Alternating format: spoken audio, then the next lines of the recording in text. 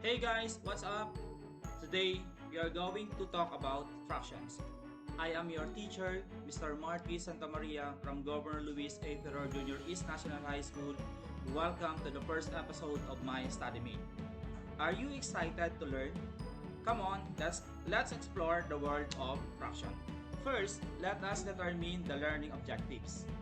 At the end of the lesson, you are expected to first define a fraction.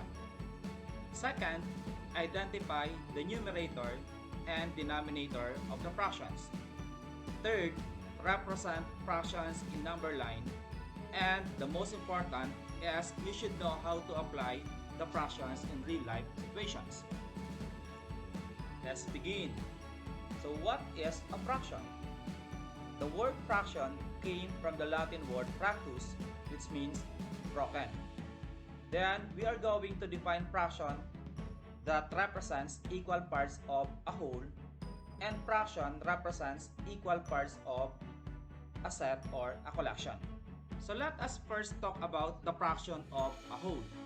When we divide a whole into equal parts, each part is a fraction of the whole. For example, we have a one whole of watermelon, isn't it? Okay, if this one watermelon is divided into two equal parts, so each part is one half. So therefore, the upper part is one half and the lower part is another one half. Suppose that one watermelon is divided into four equal parts. So each part is one part. So we have one fourth, another one fourth, another one fourth, and another one fourth. So next example. So since one part of the watermelon was eaten, then 3 parts out of 4 are left. So 3 parts of the watermelon is left. So we have 1/4, another 1/4, and the 1/4 for a total of 3 parts of the watermelon is left. Let us now proceed on the second definition of a fraction. So fractions also represent parts of a set or a collection. For example, we have a set of balls. So how many balls do we have? Let us count. 1, 2, 3, 4, 5, and 6. So how many types of balls do we have? We have 2 types, basketball and football. Suppose that we are going to determine what fraction of this set of balls is basketballs. Okay, how many basketballs do we have? 5. And the total number of balls is 6. So therefore, the fraction is 5/6 or 5/6. Next, so what about if we are going to determine what fraction of this set of balls is football? So since there's only one football on the set of balls and 6 total balls we have, so therefore, the fraction is 1/6 or 1/6. Okay? For examples, we have one whole, one half, 1/4, and 3/4. Other examples of fractions. First, 1/5. Next, 3/8. Next, 7/10. Next, 5/16. Can you see numbers above the fraction bar? We have 1, 3, 7, and 5. What do you call those numbers? And what about the numbers below the fraction bar? We have 5, 8, 10, and 16. So what do you call those numbers? So fractions has 2 parts, the numerator and the denominator. When we say numerator, it is the number on the top of the line and tells how many equal parts of the whole or collection are taken. While the denominator, it is the number below the line and shows the total divisible number of equal parts the whole into, or the total number of equal parts which are there in a set. Let us explain that further in this example. So we have 2/5.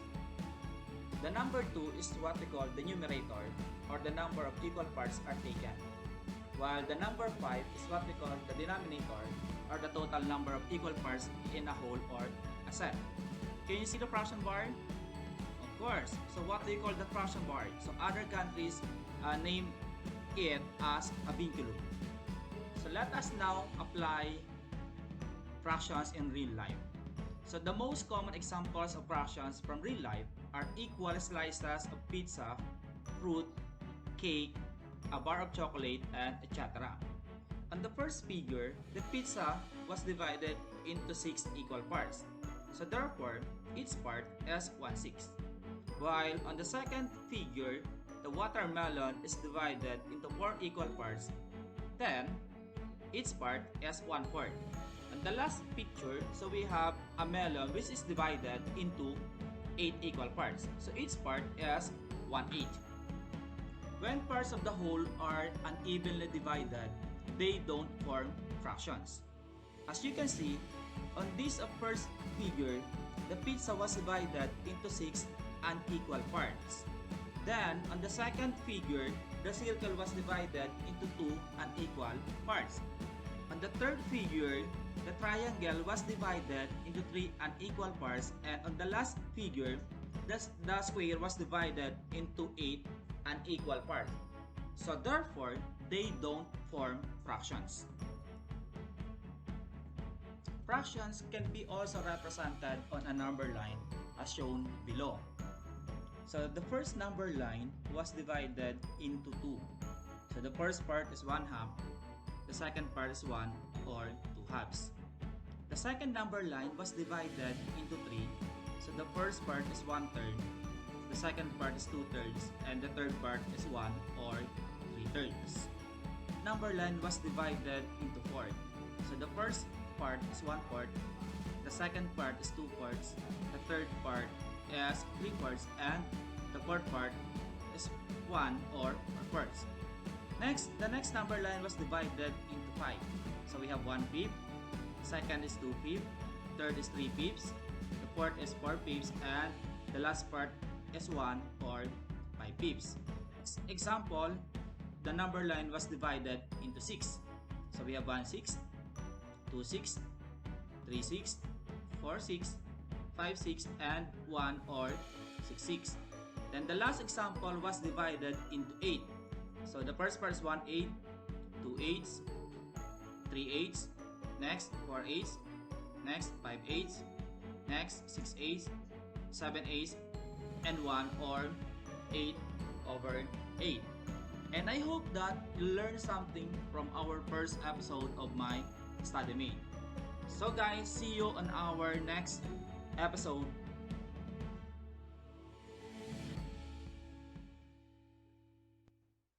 Thank you guys, and God bless. Keep safe.